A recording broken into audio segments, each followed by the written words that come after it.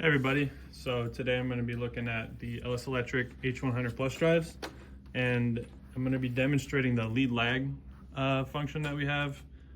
This is actually a demo that we have. We got 3 drives, 3 pumps, and I'm going to show you how easy it is to set up. Anyone could do it. Why you want to do it? Because you don't need a PLC, you don't need a SCADA system, so it's really easy and efficient to use. So the first thing you're going to want to do when setting up any application is set command source and motor parameters. So to do that, I'm going to press this Mo key down here. Let me zoom in. And I'm going to go to DRV6. This is going to be the command source. For us, we're going to be using keypad. Next, we'll go to DRV14. This is going to be the motor capacity. Found this off the motor nameplate. Should definitely be referring to yours for those of you who are watching. Next, I'm going to press the right arrow here and navigate to the basic group. You can see at the top, it denotes the group. So I'm at BAS 11. This is your pull number, and for us, it's going to be 2 based off of our RPM found on the motor nameplate. Next, we go to BAS 13. This is our rated current. Ours is 3.4 amps, and we matched it up here. Next, we'll go to BAS 15. This is the motor voltage, 230. That's what we got. And last, we go to BAS 19. This is the AC input voltage, 240, and that's where we're using as well. Okay, so the next step here is going to be wiring everything up. So that's going to be super straightforward. We have 2 steps for wiring. Step 1 is your RS485 connection. So that's pretty much connecting the drives together. So any RS485 connection will do. Essentially, you're just going to be going from S plus to S plus and S minus to S minus on each of the drives. So that's just a 2-wire connection. So that should be very straightforward there. And then the next thing is going to be the transducer wiring. So with the transducer wiring, you have a bit more freedom. You can either do one main transducer, and that transducer will share the information across the network, or you can set up a transducer for each drive, and that's typically the best advice because it's going to give you more redundancy, a bit more accuracy. All right, so once you wire everything up to the terminal block, we can go ahead and select the lead lag macro. And this is gonna make your life so easy because you just press a couple buttons. So you want to navigate to CNF43. So to do that, you press the mode key 3 times, you get to CNF. Scroll down to 43, macro select. It's on basic.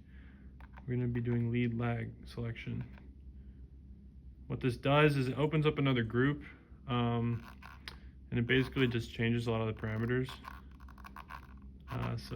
Just went right past it. It's the MC2 one here. So something that is crucial is this INT 485. You need to set this based off how many drives you have. So we have 1, 2, 3. It's simple. This is the second drive, right? So I'm gonna make this a 2. And the one on the left would be 1, the one on the right would be 3.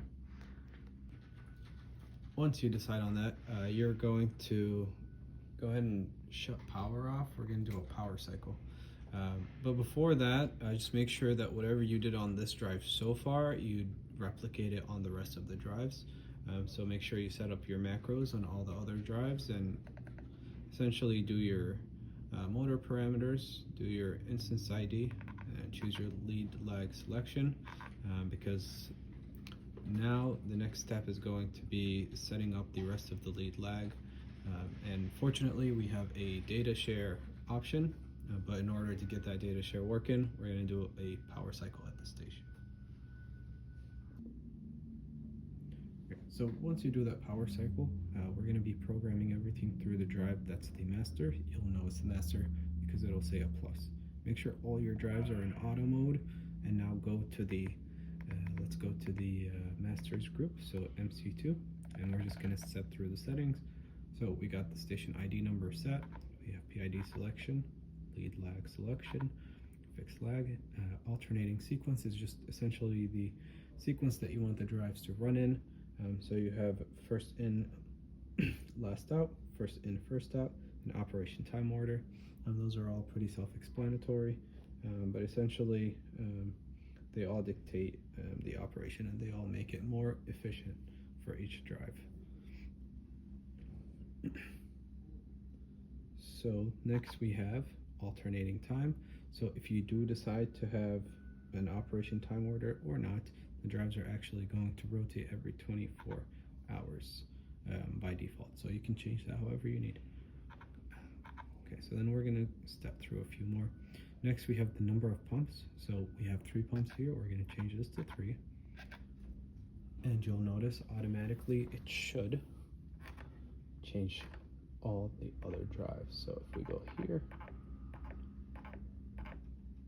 it's changed that to 3 now.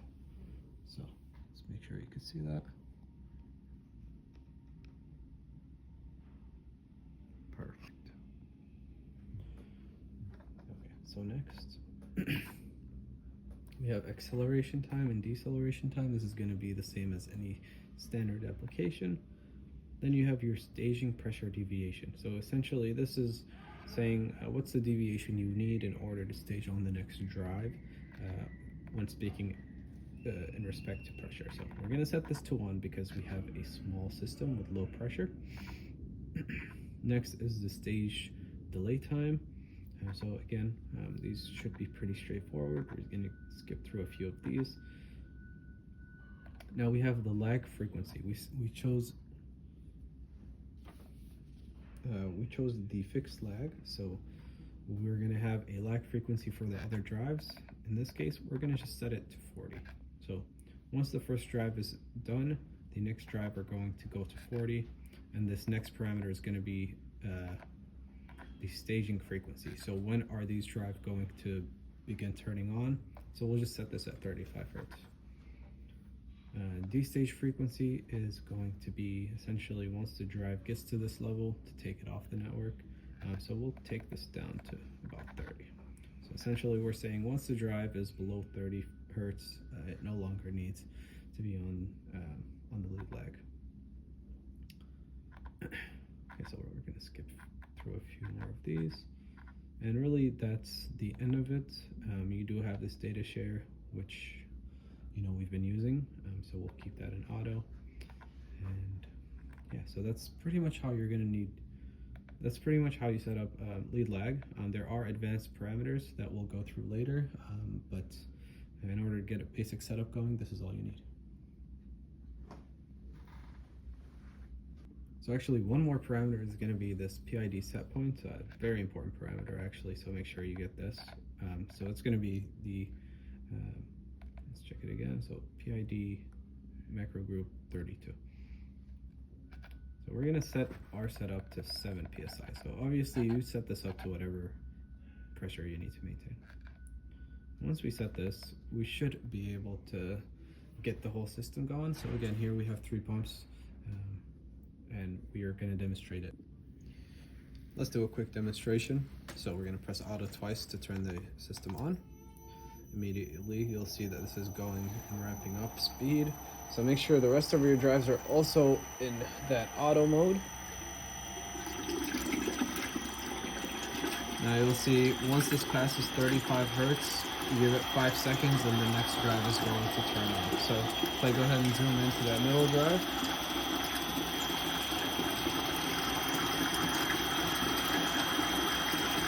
we see that ramping up now. Now after 35 Hertz, we're going to go to that third drive, and we're going to wait 5 seconds, and as you can see, turning on there.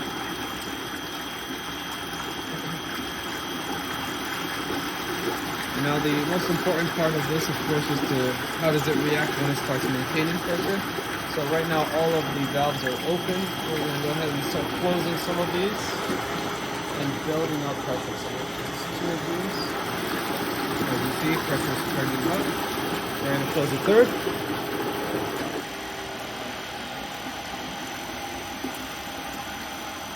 And now pressure is super high. What's going to happen is we're going to start destaging. So Drive 3 is already destaged. Drive 2 has already destaged. And so now we have drive 3, and that's going to ramp down because there's simply too much pressure in the system, and there is no need to keep it going.